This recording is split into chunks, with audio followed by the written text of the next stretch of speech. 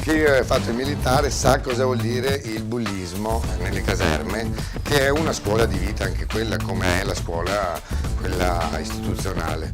Pertanto penso che sia molto importante dare un segnale forte e deciso e cercare di inibire questo tipo di pensiero che sia sia negli uomini che nelle donne.